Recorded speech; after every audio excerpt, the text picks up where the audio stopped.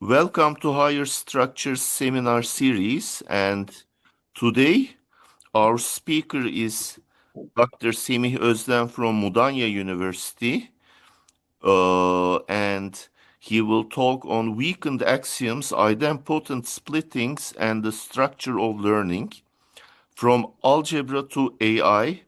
So we thank Semih for giving this talk in our seminar series. Semih, please. Yeah. Thank you. Thank you for having me to speak, and thank you to everyone in the audience for being interested in this talk. I also would like to thank further to a few people who made this work possible by either through their works or through their conversations. First, Professor Ikeda, then Professor Kaufman. In fact, today is Professor Kaufman's birthday, 81st birthday. Professor Necmi Gürsakal. Professor Kaufman is an art theorist. Professor Gürsakal is someone who is very interested in AI and machine learning and topics like that, and writes on these topics, writes books and articles. Although originally someone in econometrics. Then Professor Yılmaz Kılıçarslan, who is currently the Dean of Faculty of Engineering at Mudanya University and is also interested in AI. And Rüştü Murat Demirer, who also works in related fields. Yağmur Denizhan, who was a faculty member at Boğaziçi University at Electrical Engineering Department, and who also introduced me through the seminars to Professor Borovic, who wrote the book titled Mathematics Under the Microscope. I also would like to thank Boğaziçi University and Mudanya University and Feza Gürsey Institute. So I would like to begin the talk with this where mathematics begins. Let's take this to here. Okay. So this is a well-known diagram called Ruby waves. And in this diagram, we already noticed the simple act of the primal act of telling things apart. We tell apart the white region from the black region. And if we make the white region in the foreground, we see a vase. If we make it in the background and the black in the foreground, we see two faces looking at each other. And this is also an example of a figure versus ground and the notion of signal versus noise, how both our senses, and if we are using a machine, how a machine takes raw data, raw input, and splits it into a meaningful part, a part to focus on, and a part that is either considered as background or noise. And this is not a metaphor, it is actually the very structure of perception, as pointed out by Merleau-Ponty and the philosophical school of what is known as phenomenology. And our brain works in this case as a what I call a splitting machine.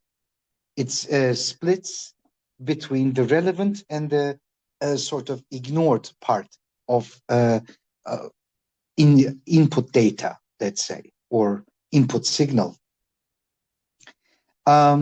Before any equation, there is this. Our consciousness is not a blank state, it's an organizer. It highlights this and lets that fade. This is the biological and phenomenological root of everything that we will discuss. And also, I mean, I would like to add here the note that when we are working with equations, right, or even just symbols, the way our brains and our mental faculty works with these things is, there are symbols that appear. We distinguish symbols and characters that appear on a page, and we parse them. So our very perception is all the time continually doing this act of splitting or telling things apart from each other. And similarly, the same goes I think, for equations, especially in the sense that there is two sides to it that are being thought of as identical or similar in some sense. Now, I would like to go from the notion of mind to symbol, the cognitive toolkit. Alexander Borovik sees math lives in a human brain with a specific hardware, which is, the very neural circuitry that is there and the shape that it has. And in that sense, people, coming with the notion of Platonism, maybe we have this notion of the world of ideas that is removed from the actual reality after Descartes' cogito ergo sum, let's say. But despite this separation, with phenomenology and with Professor Borovik's viewpoint, mathematics is not some abstract removed entity, but something that actually resides as neural activity in the human brain, right? So it has a physical reality in that sense. And when we consider, for example, counting is something that takes place in time. There's a sequence of symbols associated with objects. We go 1, 2, 3, 4, and so forth. But we also do recognize, at least when in small amounts, certain patterns or shapes, which is called subitizing, instant recognition of 1, 2, 3, 4, as exemplified, for example, in the dots on the surfaces of a dice. We can immediately recognize what number it is from the shape or the pattern of the dots. And mirror neurons feel symmetry and transformation. And mental imagery, we see and manipulate abstract objects. And the act of focusing mentally on part of a diagram is what I call a cognitive idempotent. And probably everyone here knows the meaning of the term idempotent, but let me just iterate it so that we begin focusing on it. From the etymology or the breaking apart the word idempotent, so some power is equal to the identity, or as in the case of a projector, more specifically, if an operator satisfies the equation p squared equals p, it's an idempotent. And I compare this to the notion of a cognitive idempotent in the sense that once we focus, once we separate, that act of separation, we don't separate again. The act of separation has already defined, a boundary and a specific object to work with, at least in our perception, for example. We then externalize this with tools, pen, paper, and notation. And mathematics under the microscope reminds us that the abstraction is built on a biological foundation, and the formal idempotent we'll see is the crystalline form of this mental focusing gesture. And here the algebraic split, so E squared equals E, where E is, let's say a linear operator, linear transformation from a vector space to a vector space that satisfies E composition E equals E, when then we can focus on the image and the kernel. And the kernel is, once this equation is satisfied, of course, the equation V, if we were to apply V minus EV to the vector V minus EV, the difference between the vector and its image under the idempotent, if we apply the idempotent again, we will get 0 because of this equation. Therefore, this part obviously lies in the kernel, and EV lies in the image. Therefore, we have separated the vector, the input, into a certain focused part and the ignored part in this sense. So there is, in other words, a unique splitting into the components EV plus V minus EV. Where EV is in image and V minus EV is in the kernel. And key idea here is E is a projector it picks out a subspace, the image, and annihilates the remaining parts. V minus EV. Let me just check that there is not something I'm missing here. Well, yeah, I mean that's what it is. Then I last year when I was teaching linear algebra, I began probing to whether we can relax or weaken the vector space axioms. So first of all, in the idea of a vector space relaxation, normally scalar multiplication is very strict or rigid. 1 times V equals V. But in our geometric notion or intuition about what scalar multiplication should do, one thing we definitely want scalar multiplication to do geometrically is that it preserves direction. Now, if we just focus on preservation of direction, then we do not have to enforce this equality with just that condition. And I will get to the details shortly. So instead, I'm going to relax it by letting rho from if this is a vector space over the scalar field of real numbers R, from the ring or the field R to endomorphisms of V as a ring map without demanding that rho of 1 is the identity. Then rho 1 is just an idempotent E. So the axiom 1 times V equals V forces the splitter to be the identity. No focus, everything is preserved. And weakening this lets a non-trivial splitter appear, and the space is not a simple vector space anymore. It's a direct sum of a module and something else. And this is a profound lesson. By relaxing a rigid rule, we uncover a hidden decomposition. The structure becomes richer. This pattern repeats in lots of places. And by lots of places, I mean, just think about this notion of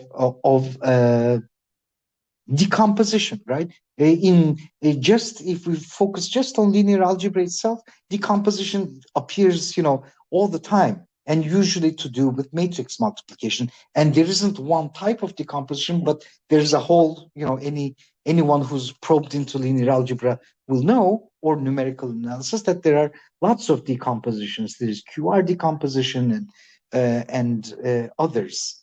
But that it doesn't end there. If we just focus on mathematics, decomposition appears in lots of places, such as in group theory, and it's always some fundamental task or question that we try to do. Maybe going back to the notion of arche or Democritus's notion of an atom, right? The indivisible part, the part that we reach after we try to split as much as possible, the place where we should stop splitting. And, in terms of a theory of physics, this corresponds to the notion of an atom, but later, of course, we find out that atoms themselves could be divisible, so there's fundamental particles, but after elementary particles, we still have to stop somewhere, or there is Heisenberg's inequality that limits from our in terms of perception, how much we can go on splitting, right? If we focus just on number theory themselves, and if we look at just integers, primes split. Primes is the endpoint after which the splitting with respect to multiplication occurs. But of course, if we expand our ring to go into algebraic integers or some extension in between, then the notion of primes, something that is a prime itself, could split furthermore. As, for example, in the ring Z mod square root 2, 2 is no longer a prime because 2 is equal to square root 2 squared, which is still an integer in that ring.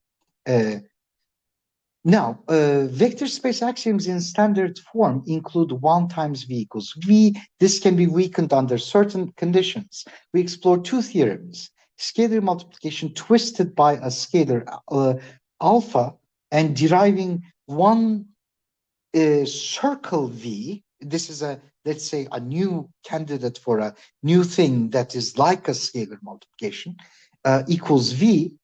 Can we derive this rule from distributivity and a mild non-degeneracy condition? And the answer is yes. So the first theorem says, let V be a vector space over a field and dot denote a scalar multiplication. Let's say a new scalar multiplication like operation circle was defined as lambda circle V equal to lambda times alpha, a fixed alpha, times V. For all alpha in V and V in V, for all alpha in, sorry, for all lambda in F and V in V with alpha in F fixed. Now, suppose for all xi and eta in F, we had the following equation hold, the following, which is sometimes referred as associativity. Of course, this isn't really associativity. Maybe it's more appropriate to call compatibility of scalar multiplication with multiplication in the field. Now, it turns out under these assumptions, the scalar alpha has to equal either 0 or 1. And the proof is very straightforward. You know, we start with the definition of the circle operation, and it introduces a factor of alpha at each step of, you know, erasing the circle operation by what it means. And then after that, we just include, use the compatibility of scalar multiplication with field multiplication in the original scalar multiplication. And then we obtain that this xi circle in parentheses eta circle v close parentheses equals xi eta alpha squared times v. On the other hand, if we compute xi eta circle v and just apply the definition of the new circle operation that introduces factor just lambda, alpha, and then that ends up being equal to xi eta alpha. Now, since this equality holds for all xi eta and v, if we choose a non-zero vector v, right, we can ignore v and we have to conclude that these two coefficients are actually equal to each other, because the only scalar that will make a non-zero vector 0 after scalar multiplication is the 0 scalar, right? So then by choosing xi and eta equals 1, we obtain the equation alpha squared equals alpha, which introduces the polynomial, the roots of the polynomial alpha squared minus alpha equals 0, which has only the two solutions 0 and 1. Now, the weakening theorem is as follows. Suppose V is an abelian group and F is a field, and suppose I had this new operation that satisfied these three axioms: compatibility of the new scalar multiplication with field multiplication, and distributivity of the vector, field addition over the new scalar multiplication, and distributivity of the scalar multiplication over vector addition.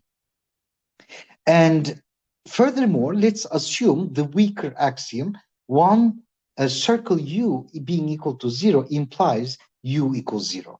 Note that, I mean, in other words, this really means that the endomorphism that corresponds to nu multiplying by 1 has trivial kernel.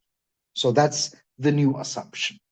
And this assumption is enough for us to conclude that one circle V equals V. In other words, if the kernel is trivial, then this operation of scalar multiplying by 1 has to act as the identity transformation. So, and here's the proof for that. We consider the vector 1 circle v minus v. In other words, we want to prove that these two things are equal. So instead, let's just look at the difference vector. Let's see what we can conclude about it. And because we have this new operation, let's see from the axioms what happens if I apply new scalar multiplication by 1. Now, from the third assumption, this 1 distributes over the vector addition that appears here. And then after that, by the first assumption, which is compatibility of scalar multiplication with field multiplication, we can replace the first term with 1 times 1 circle v, but 1 times 1 is equal to 1, and this is equal to the 0 vector. So we're done. Notice how A1, this as new as A1 prime, this assumption acts like a non-degeneracy condition. It says that the splitter isn't completely collapsing. This is analogous to requiring our attention mechanisms in AI don't completely ignore all inputs. The axiom 1 times v equals v forces the identity splitter. Weakening it allows a non-trivial projectors to emerge. And here's an example why this assumption A1 prime is really necessary. Let R squared be the abelian group under coordinate-wise addition, and define this time the circle operation as multiplying the first component by lambda and completely killing the second coordinate.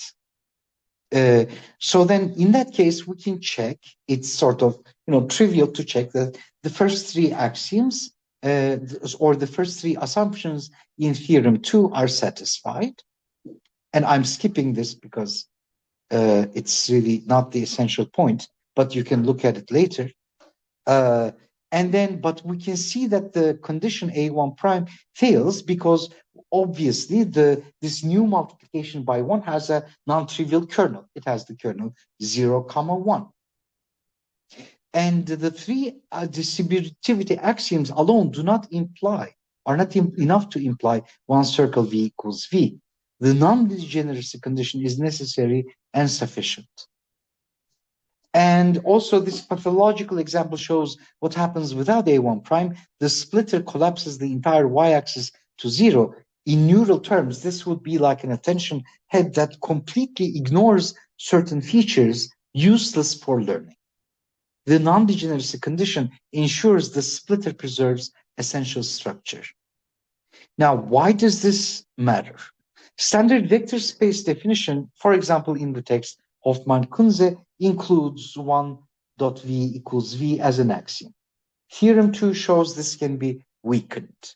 This provides insight into minimal requirements for scalar multiplication. An example shows A1 prime is independent of the assumptions SM1 through scalar multiplication 1 through scalar multiplication 3. So the standard axiom can be replaced by a weaker condition. The splitter doesn't completely degenerate. This is exactly the pattern we'll see throughout mathematics and AI. Rigid rules can be relaxed to reveal richer decompositions as long as we maintain some minimal coherence condition. Okay, so for those who just arrived, let me just simply state what I just finished doing. So I went over this theorem in which a new scalar multiplication is defined such that it still preserves the direction of the vector, but it does not necessarily preserve the length. I mean, if there was a notion of a norm, then it wouldn't preserve the length. But in this case, let's just say it introduces a new factor alpha. In such a case, then if this condition of compatibility of scalar multiplication with field multiplication is satisfied, then that constant alpha can be either 0 or 1. So it can either extinguish a direction or preserve a direction. completely. And the second theorem proved that if we had some new scalar multiplication that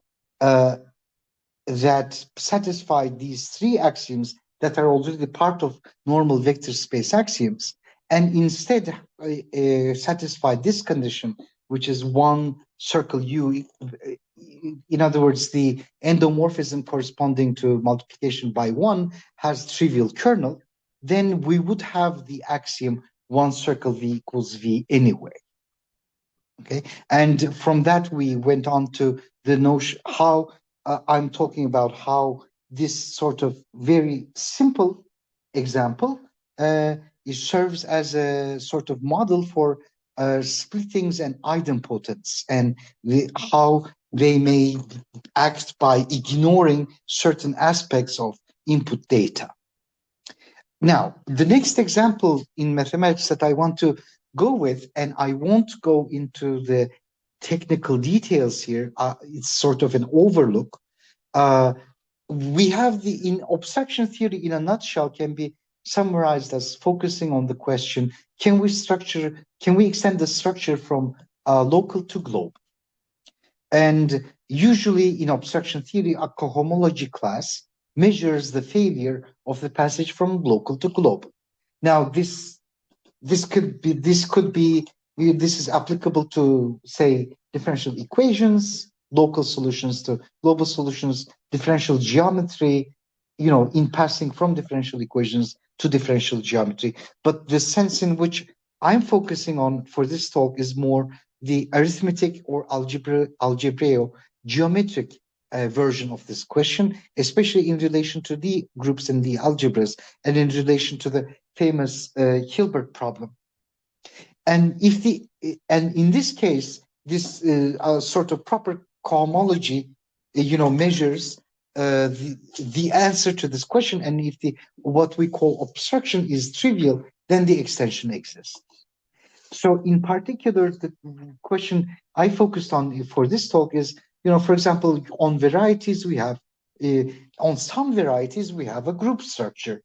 And in this case, trivial obstruction in the second cohomology class of a variety X, of the sheaf cohomology of a variety X with the sheaf defined by the tangent bundle sheaf. Now, for neural networks, local will correspond to task-specific performance or patches. And global is multitask consistency, gluing, different types of learning together. And obstruction is catastrophic forgetting, which hopefully will correspond in a bidirectional way to non-trivial homotopy class. And the solution is architectural modifications to make the obstruction vanish.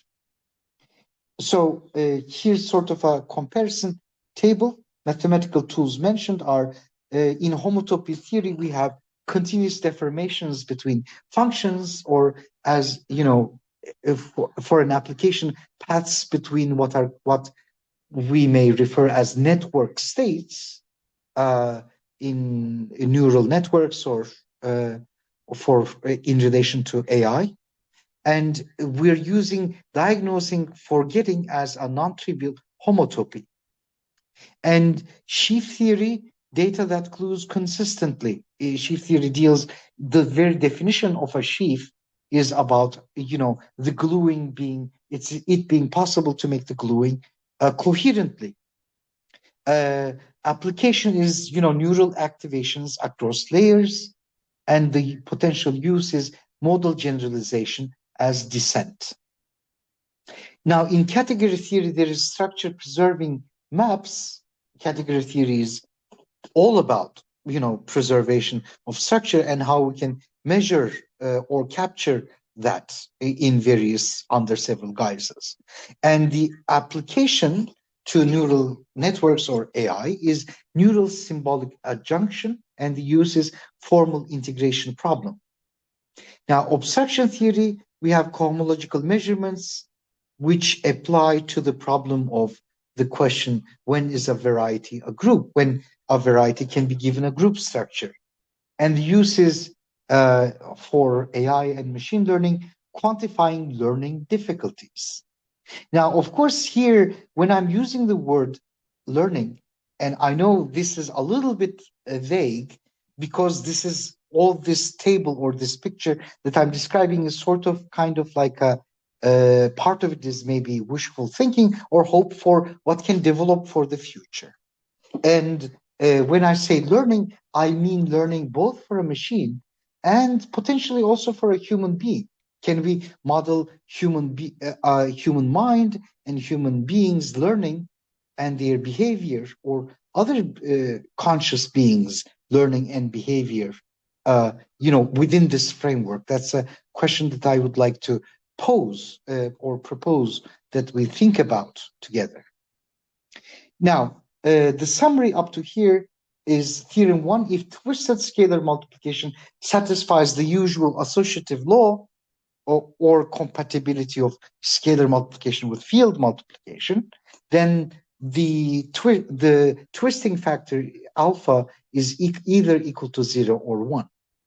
And theorem two, from distributivity and a mild non-degeneracy condition, we can already derive what is accepted as an axiom: one circle V equals V, or that one scalar multiplication by one acts as identity.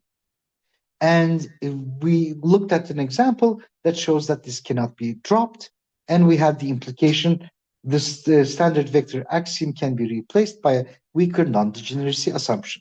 And the takeaway was the identity axiom forces the trivial splitter identity. Weakening it to a non-degeneracy condition allows non-trivial idempotents to appear, algebraic crystallizations of our cognitive splitting operations. And this section is, how are we doing in terms of time? Okay. From algebra to geometry, we've seen how weakening axioms in basic algebra reveals idempotent splitters. Now let's see how this pattern appears in more sophisticated mathematics, from cutting algebraic varieties into motifs to filtering knot diagrams.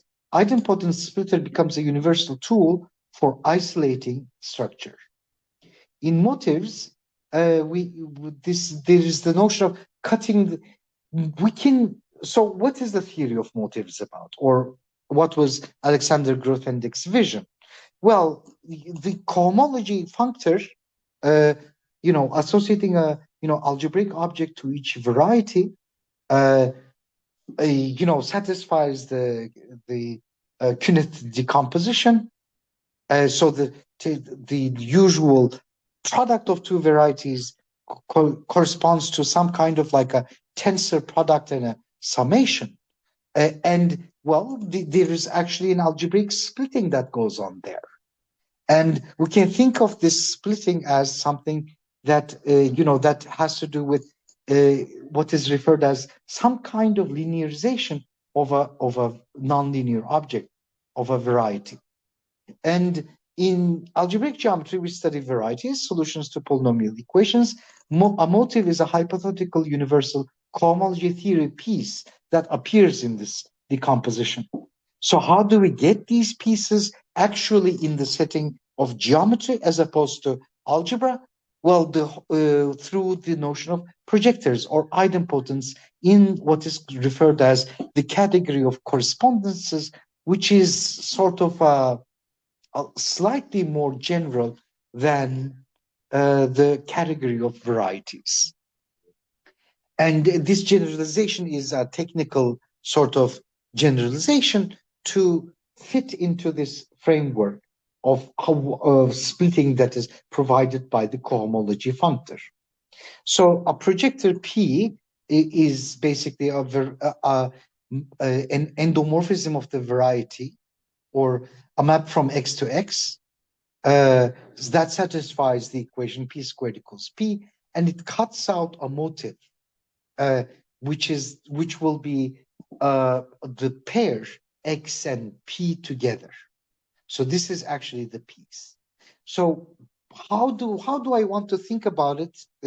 How can we visualize or give some intuition to this, well, think about it like this. If you want to, understand an orange or a ball, a sphere, there is an obvious way of cutting the orange into slices. I mean, there are several, of course.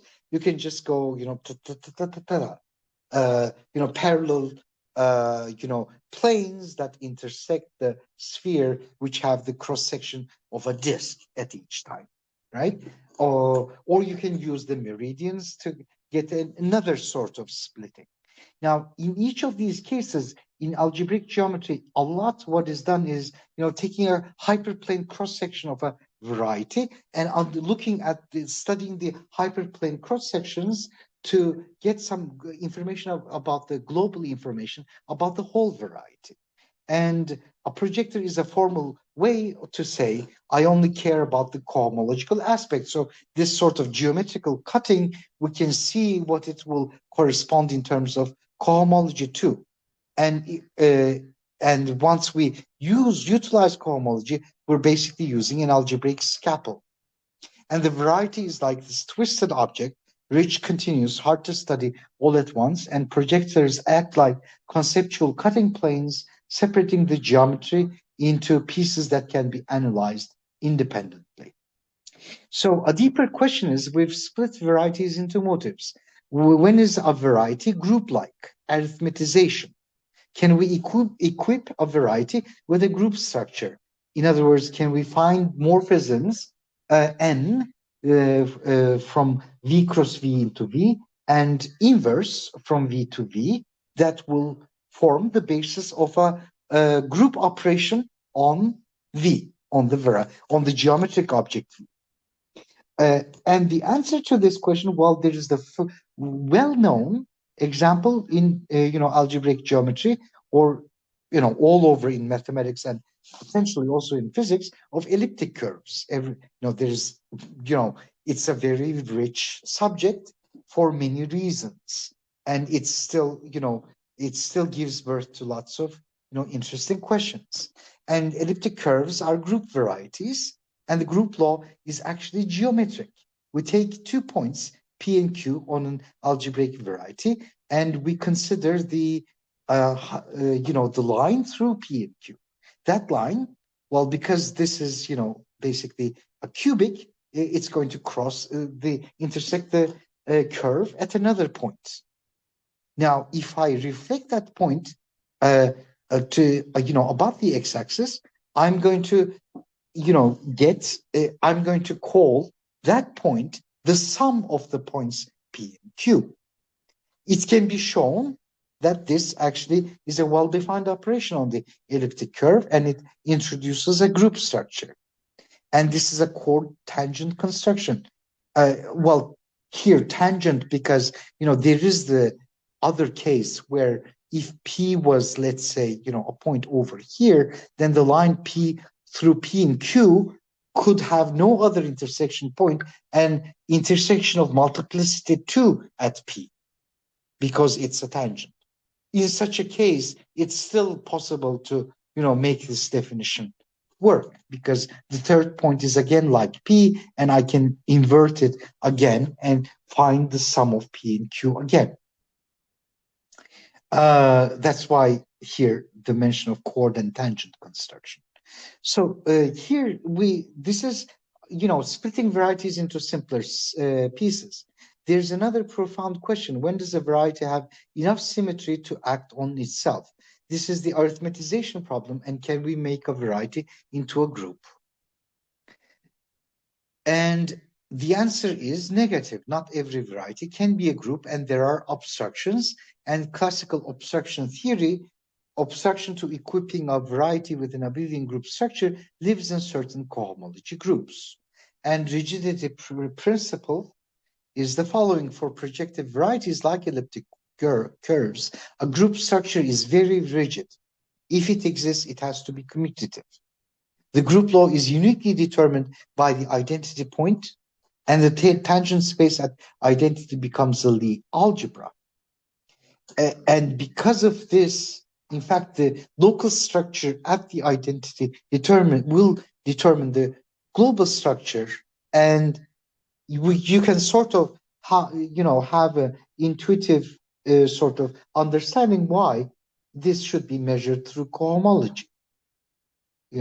Of course, it's technically detailed and involved, and for being able to look at enough variety of topics, I'm skipping the details, but it's there.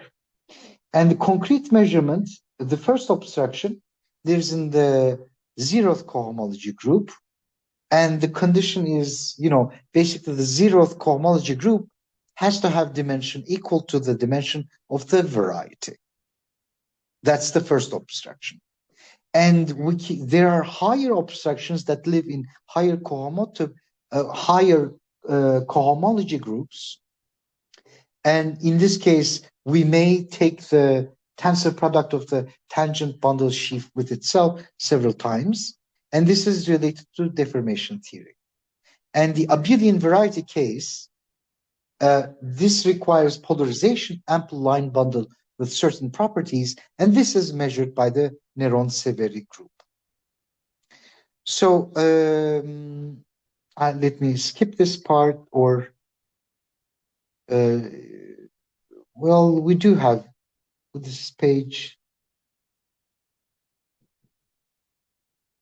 This is about to have. I should skip this part. So there are technical details here about this topic, but I'm skipping them because I want to finish, the other topics. For geometric obstructions to learning obstructions, in algebraic geometry, variety V wants to be a group. In machine learning, let's say a network wants to learn tasks A and B. Now, the obstruction to variety being a group, it lives in cohomology. Obstruction to learning both tasks A and B, the obstruction to it is having both. Is there a model of learning that incorporates both tasks? Or in other words, this is kind of like, let's say you have a piece of code that solves a certain problem, and a second piece of code that solves another problem. Can you write a code that does both? That isn't simply putting the two codes together, but that, is more refined like that. Can you, in other words, shoot two birds with one stone? And the solution in the algebraic geometry side is, adding structure, in this case, polarization, or not being able to add such a structure and realizing that it's impossible. And here, the obstruction in machine learning, it could be measured by lost landscape curvature or task interference. And the solution to this is adding more structure, which could be attention or the notion of residuals. And here, attention, if you are at all familiar with machine learning, there's this very famous article, attention is all you need, which basically changed the transformer structure in machine learning, revolutionized it, and made, current achievements possible. And the very quick summary of what attention means is basically what I described in the beginning of the talk.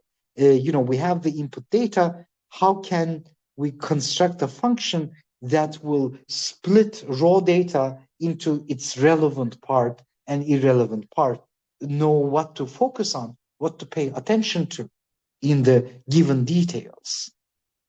And residuals, appear here is because, usually lots of machine learning is based on statistics. And in statistics, when you have a model, you always have an error term or residuals. So it has to do with that. And we're trying to add structure, and these two things we need to keep in mind about when we're adding the structure.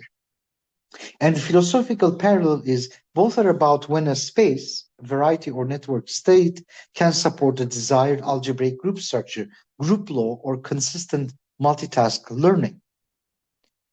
And here's a beautiful parallel. In our neural networks, we have a state space that we want to support a certain structure, ability to perform multiple tasks consistently without interference. Catastrophic forgetting, we see, is an obstruction to this. And here, catastrophic forgetting is, let's say you learned something really well, but, if you need to learn a second task, you need to unlearn what you learned in the first task. It works in a sort of contradictory way or uses your machine in such a different way that you need to forget, or the new learning causes forgetting. That's kind of how I think about catastrophic forgetting, but it's sort of a loose or new term that could be interpreted in other ways. And this would be an abstraction, right? And this is, I would like to make the analogy to cohomology groups here, that measure the abstraction to arithmetization, and we might imagine homotopical or cohomological invariance of networks loss landscape that measure the abstraction to multitask learning, and the architectural tools we add, like attention mechanisms, are like adding polarization to an abelian variety. They provide extra structure that helps overcome the obstruction. So another example that I want to give is from knot theory, and again, unfortunately, I will have to be, skimpy, not give, not delve into the technical aspects, and that may cause that it's not an exploration depth. But this is kind of like an overview talk. So now, in knot theory, temporal leap algebra encodes knot diagrams. And there are these things called Jones-Vence projectors, PN, that are special idempotents. And what they do is precisely filter the temporal Lie algebra, kill the messy lower terms, and isolate the highest weight structure. And it turns out this is essential for constructing topological quantum field theories and understanding anyons, and it's important in relation to quantum computing. And here, idempotents are used as filters.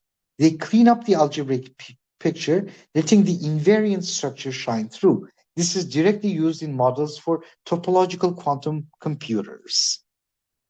And the conditional idempotent, a transformer's attention head takes a sequence of vectors, values, uses queries and keys to compute an attention matrix, and it outputs the values A acting on the values. And A is this time almost idempotent. So A squared doesn't have to exactly equal A, but it's very close to A. So it focuses on information. And attention, and here, maybe you've heard about it. Machine learning usually compares this thing to what is called the gradient descent algorithm is used. So one introduces some energy functional, and it's to do with going down the gradient to reach the global minimum. Of course, you can reach a local minimum and not the global minimum. Then you have to perturb, and there's all that jazz. But that's why it's compared to a heat map. So I have this diagram with key tokens and query tokens forming a diagram like this. And this is conditional, and this is learned, and different inputs should give different splitters. And this is direct computational analog of our cognitive focus. Network learns where to look, and it's a soft dynamic projector. And here I would like to, make a meta remark. For example, in mathematics, how do we do mathematics actually? Well, of course, this is not how we do mathematics entirely or the only one way, but we usually do some computations, right? We have some examples in mind. We look and study the structures, and we make computations or small theorems about specific cases or examples. And then from those, we try to develop a more overarching or general theory that actually takes into account all the examples or some of the examples we studied, but tells us more powerful results about it. And this is kind of, it resembles in machine learning how, you can teach a machine to do task A, task B, but now you want to do some meta learning, something that incorporates both A and B and possibly more. So these two processes are, in developing a mathematical theory or mathematical discovery, and, in machine learning or in learning in the psychology of a human being more in general, these things are kind of related to each other or appear related, right? That's sort of what I want to propose. And so this network learns where to look, and it's a soft dynamic projector. So softness means, not sharp, idempotent, but almost idempotent. And dynamic because as we are learning, or the process of learning is continuing and the context is changing, what may happen is the function or the neural network weight structure has to be modified or adapted regularly to the current input. So it's, that's why it's dynamic learning, being open to, in each case, to the new possibilities, being able to adapt your existing learning to the new situations accordingly. A topos theoretic view comes from these, famous mathematicians Belfiore and Bennekin. So a topos is a mathematical universe for variable sets. This notion was developed by Alexander Grothendieck in relation to algebraic geometry, and it's sort of a potential replacement of a set theory, and it even goes into, I guess, the further ramifications of one branch of this type of thinking in relation to topos led to homotopy type theory later. A neural network can be seen as a sheaf. There's data across layers, patches that must agree locally. And a fibrant state is a robust, globally consistent configuration. Here, when I say vibrant, the analogy I'm thinking is, a vibration, in relation to a vibration, we think about, let's say, for example, in algebraic geometry, homotopy lifting or lifting criteria, right? And this lifting criteria is kind of, developing a generalization of a model. And learning is a homotopical process of deforming the network state to become vibrant, a robust, globally consistent configuration to pass from some local, more local picture or a baseline picture to a higher global picture through the vibration. This is a powerful shift in perspective, and the network isn't just a function, it's a state of possible states. Good states are those that are coherent everywhere. And pathologies as homotopical abstractions in catastrophic forgetting, learning task A implies or necessitates finding vibrant state SA. And learning task B, we must find a new state that now incorporates A and B together in some state of the machine that's operating or that is learning. Now, the obstruction to this is there a continuous path, a homotopy from the vibrant state of just task A to to the state S, A, and B together that preserves performance on A. The network forgets because it hits a cliff in state space. Now, generalization gap, this trains well on patches, local sections, fails to glue to a global section on unseen data. This is a descent problem. Local consistency does not imply global consistency. And here's sort of a picture of how I'm thinking about it. Catastrophic forgetting as homotopical abstraction. So here's your state SA, here's your state SA and B, and here's some abstraction that's measured by a cohomology or homotopy group, in terms of transforming this state A, carrying it to the other state. Architectural splitters to the rescue.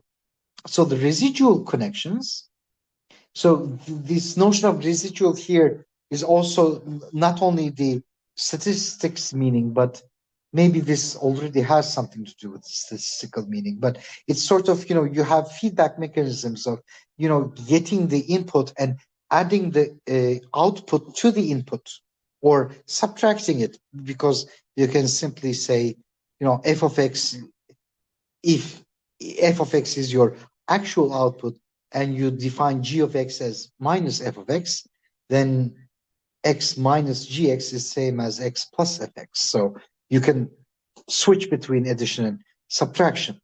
And so this is kind of like, that's why it's kind of like a residual in that sense. Either the difference or the actual sum of the input and the output together. And in each layer, we have a small perturbation of the identity. And these small perturbations are kind of your building blocks for your homotopy. And it's easier to find homotopy smooth paths during training if you have these residual connections. And this promotes a stable incremental refinement. And, in terms of psychology of learning, I'm comparing this to whenever we learn something new, usually the way the brain works is we try to compare or find the closest thing in our current knowledge that resembles that new thing we want to learn. We make these analogies or comparisons to what we already know. We go from what we already know to what we don't know. And that's the process of discovery. And normalization layers, on the other hand, batch norm and layer norm, act as condition-dependent stabilizers. They project activations onto a nice subspace, zero mean, unit variance, reducing internal covariate shift. So some sort of making things nice, understandable in some sense. These aren't just engineering tricks, they are learned conditional splitters that shape the network state to be more navigable and more vibrant.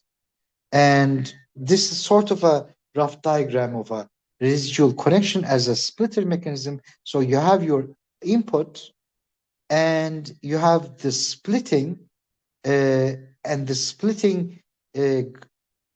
you also have some sort of learned transformation, which in machine learning is broken to a linear transformation, a ReLU unit, and another linear transformation.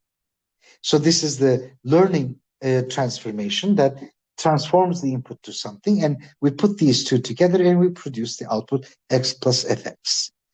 And it is basically modifying this part, or you have, let's say, many layers of this diagram in 3D, and you're skipping from one diagram to the other, to the higher one, to reach a more global state. And now I want to also focus a little bit on logic, the explicit rule-based splitter. Logic is the formal system for controlled splitting. For example, modus ponens, given A implies B and A, split away worlds where B is false.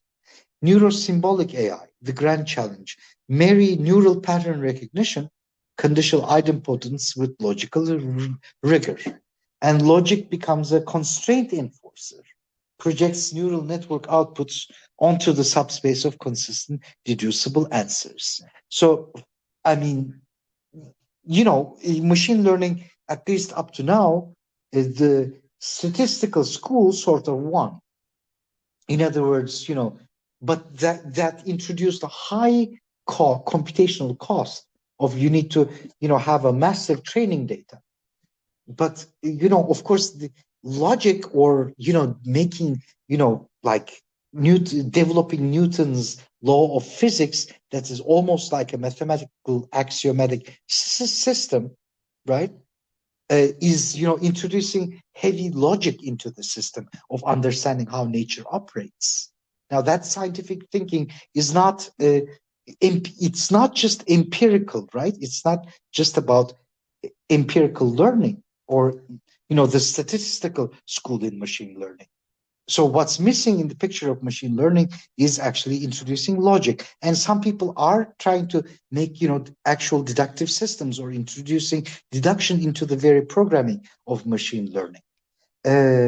Very few, but yeah, some are trying this. So, and this is what I'm thinking. And once we do that, there is also, one can also question classical logic, or consider quantum mechanics and quantum computing model, where it's the binaries of true and false are still relevant, but we have a better picture of assigning probabilities, or fuzzy logic for that matter.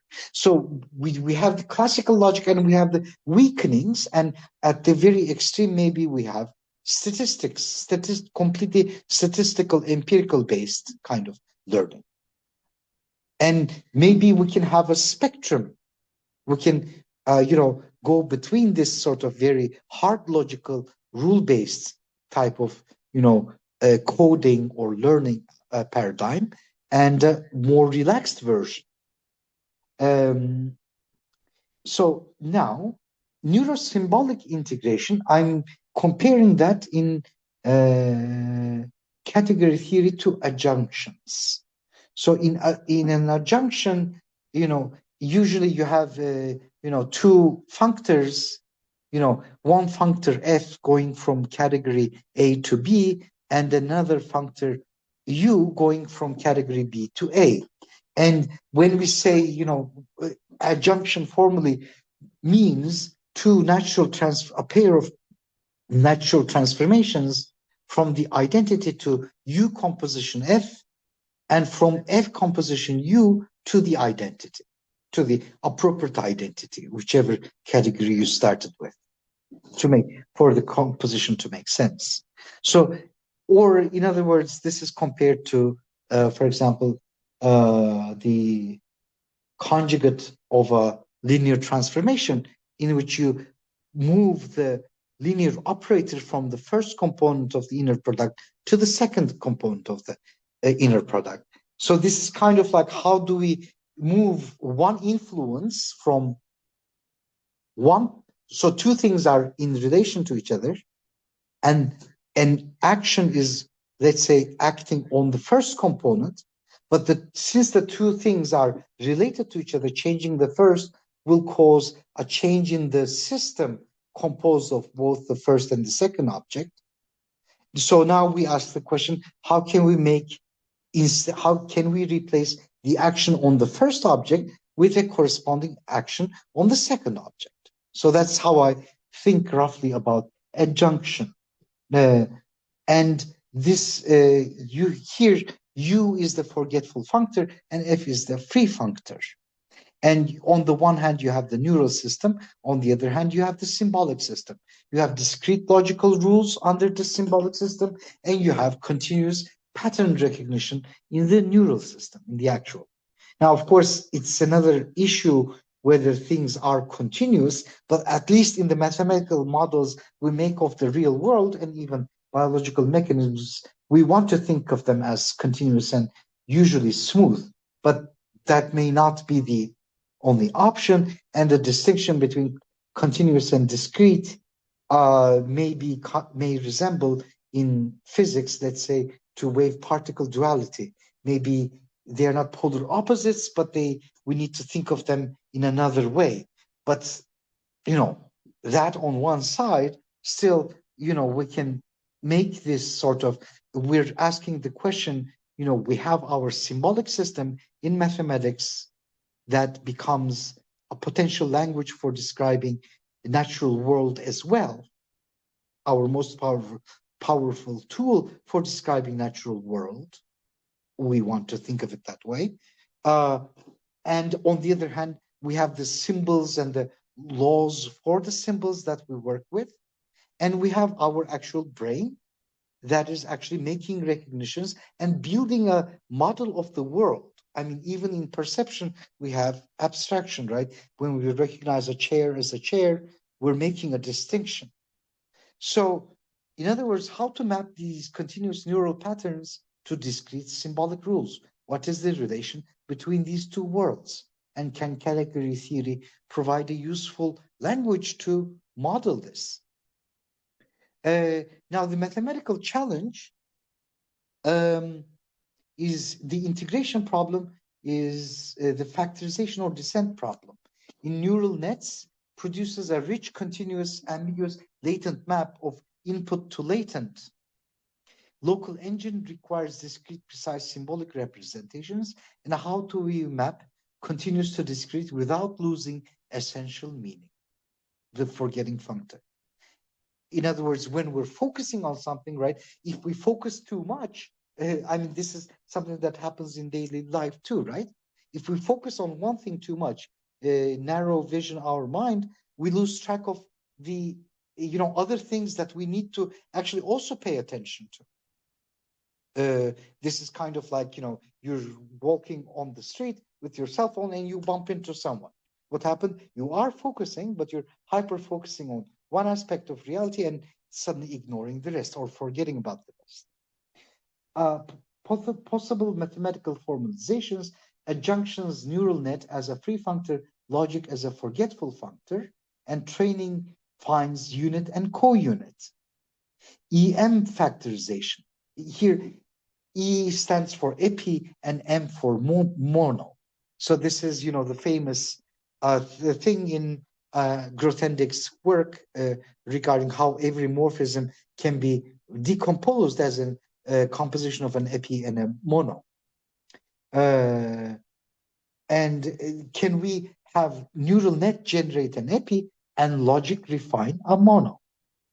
Sheaves on sides, stalks, kind of equal neural activations, sections over logical contexts, kind of equal proofs, and descent condition is kind of like generalization.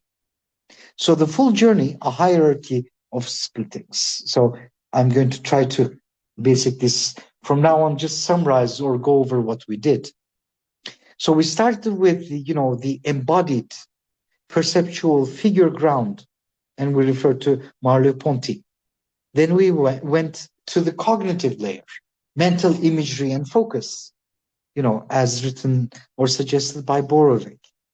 And then we went to algebraic picture or level with idempotence E squared equals E in pure math.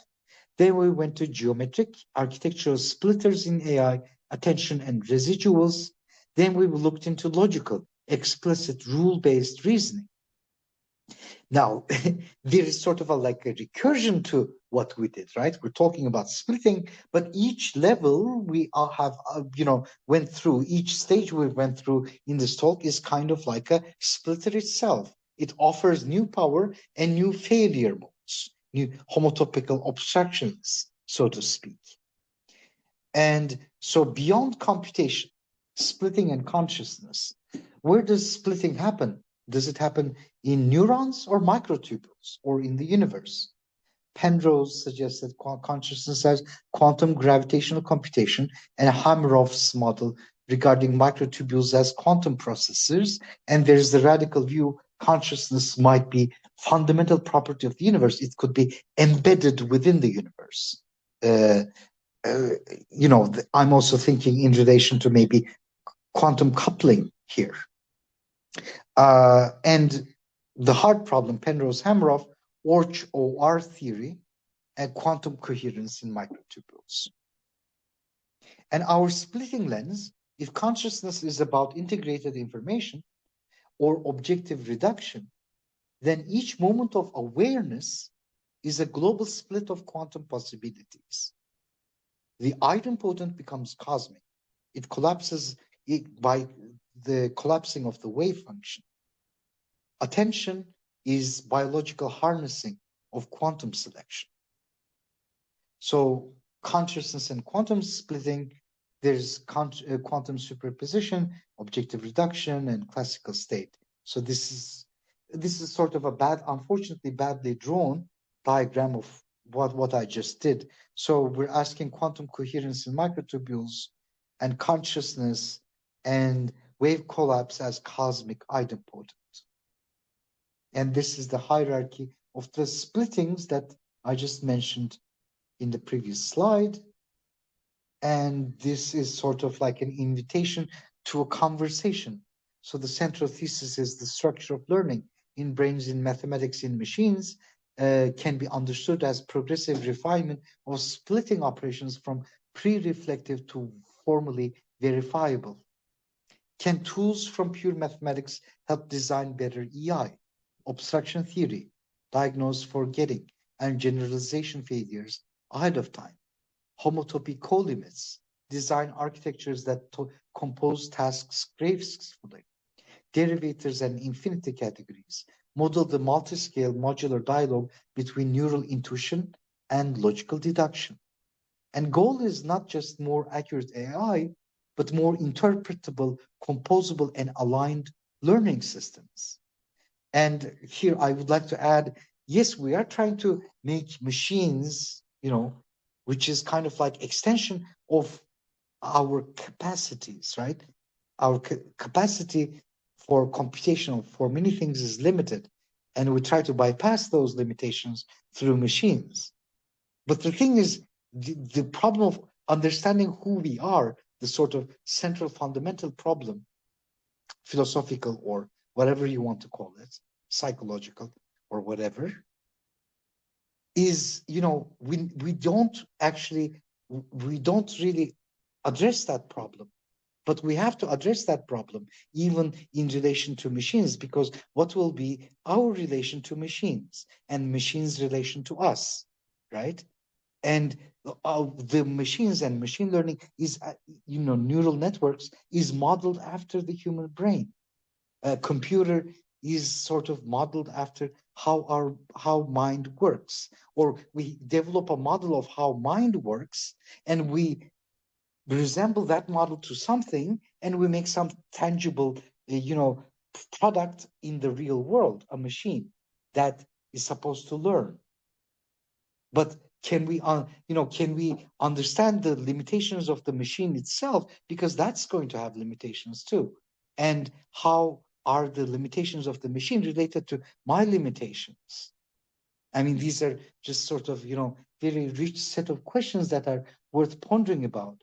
And the goal is not just more, and so this is again the series of diagrams that I mentioned. And that's sort of, I think that's sort of a good point to end the talk. And I'm already a little bit ahead of time, but there is also, I attached the list of references and further reading in relation to what I talked about. Semih, thank you very much. Thank you for this interesting talk. So, any questions or comments?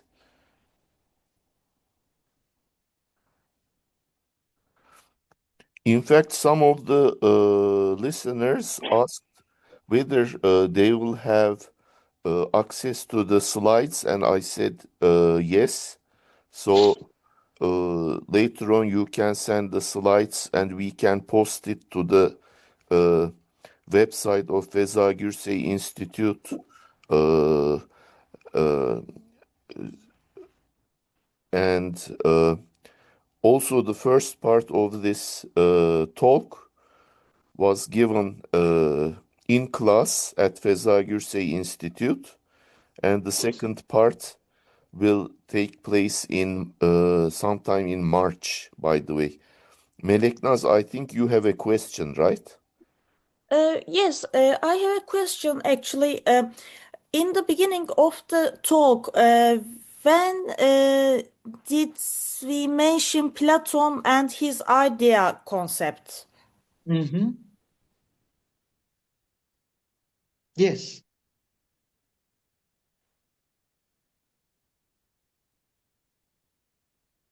Yes. And what did you want to ask about that?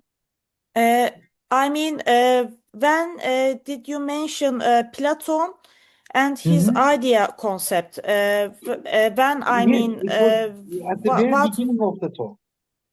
Yes, It in the was. beginning of the talk. Uh-huh.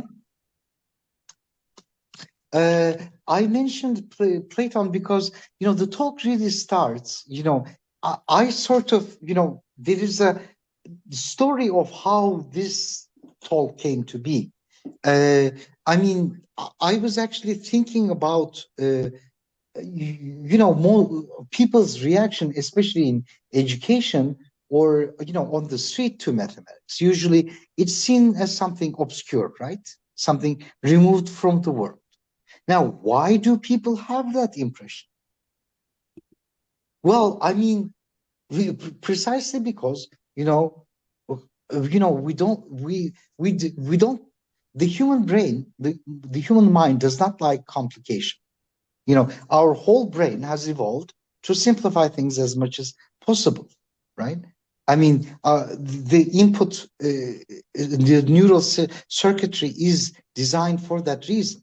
And abstraction, actually, there is sort of like a really bizarre, situation in which it is actually abstraction that makes that simplification possible. But if we want to actually study that abstraction itself, which could be sort of seen as what Plato did in creating this world of ideas, right? Because he is, referring to the concepts in daily life or in the real world.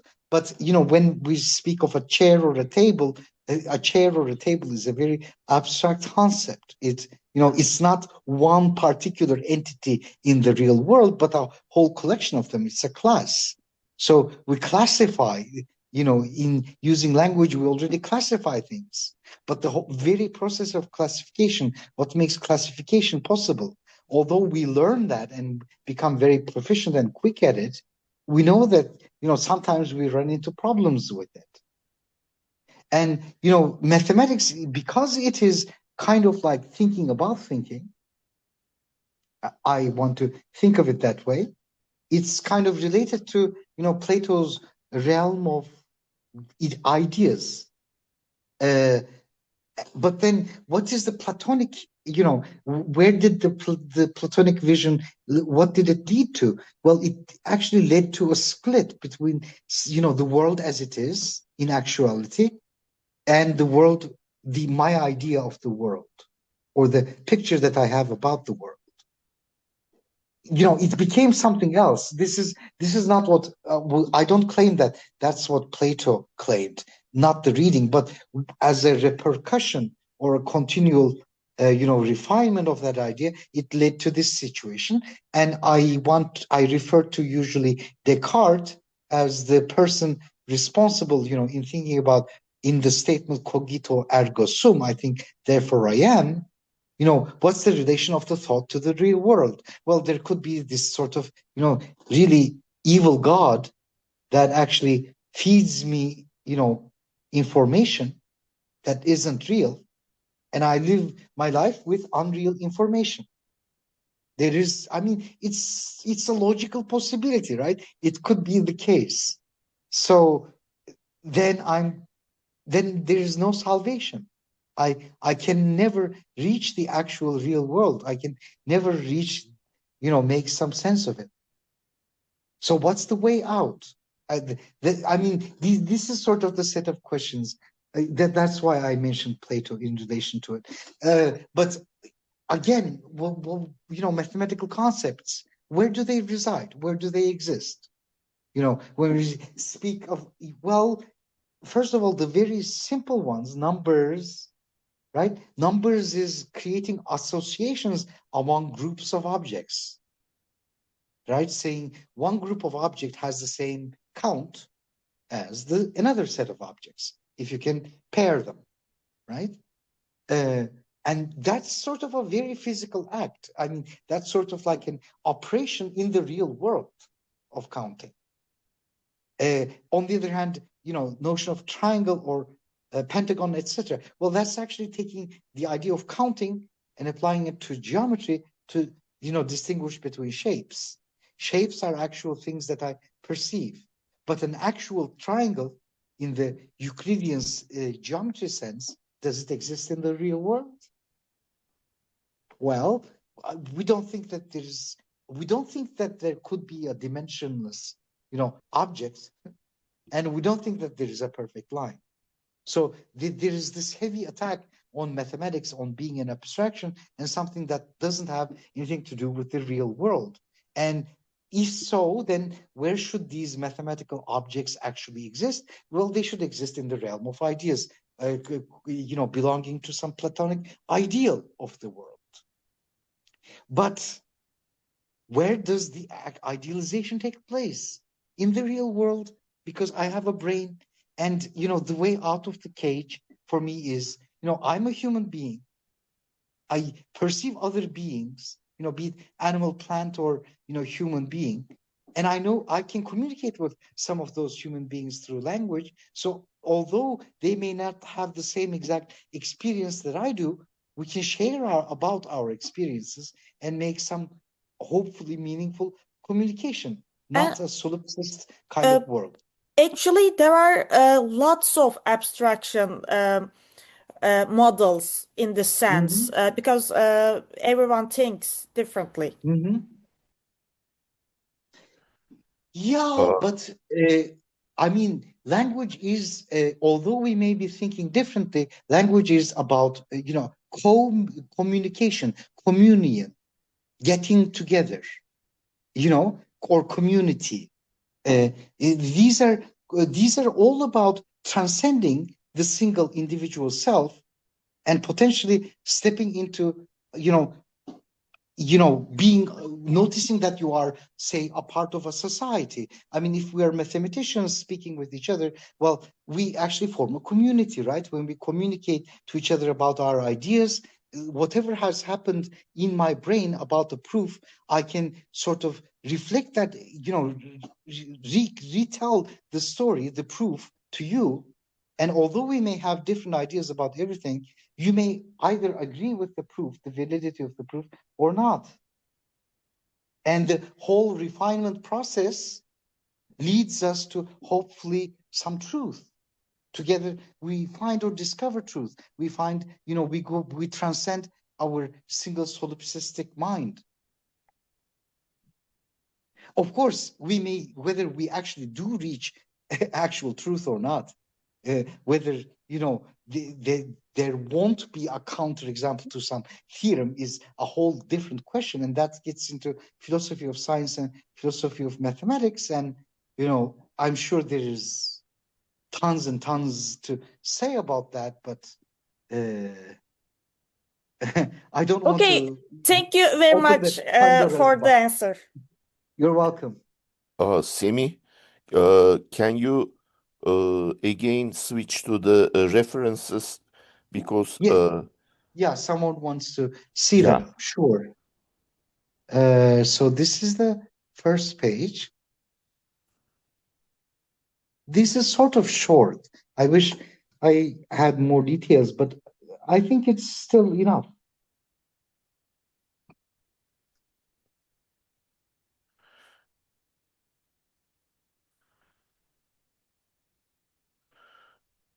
Semih, I would like to make a Oh, small Stanislav comment. had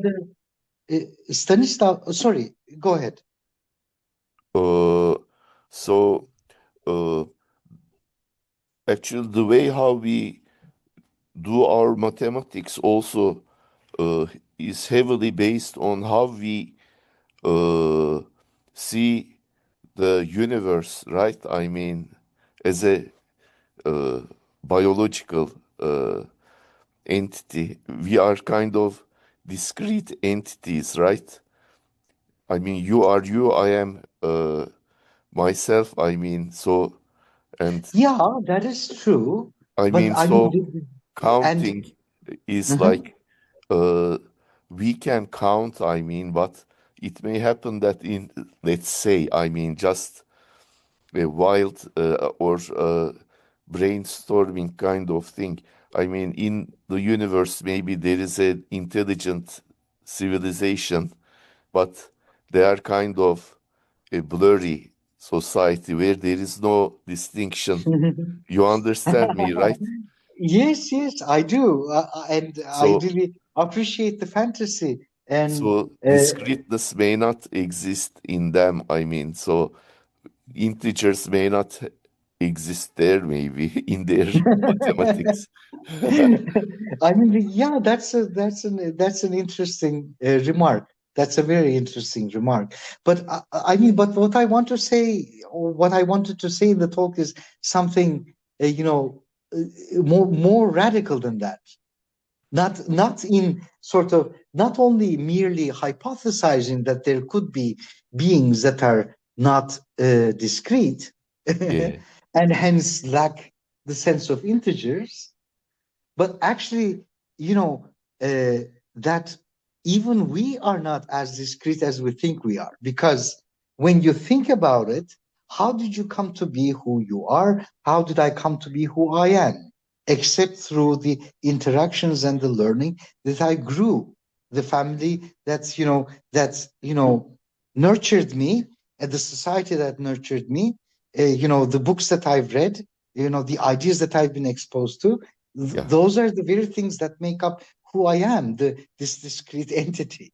So how is that discrete entity really disconnected from the other discrete entities? I mean, yeah, is it really disconnected? And furthermore, quantum physics coupling, right? Locality, non-locality, etc. Can something travel faster than the speed of light? Well, there is this sort of the spin of a particle.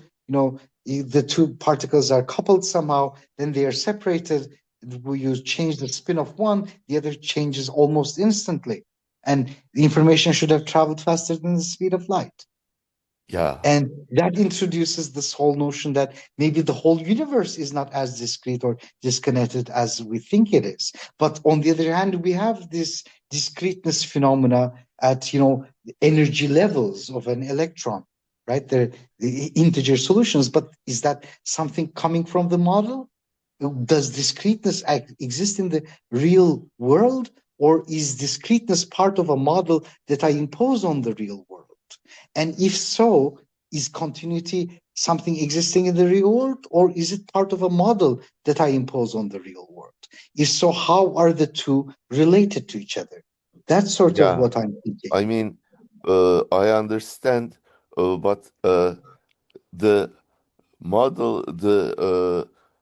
universe that we can model, I mean, is based on our, how shall I say, it's kind of difficult to explain in English. I mean, Well, um, maybe you can say, maybe I can help. You can say it in whichever well, I language you mean, wish. uh,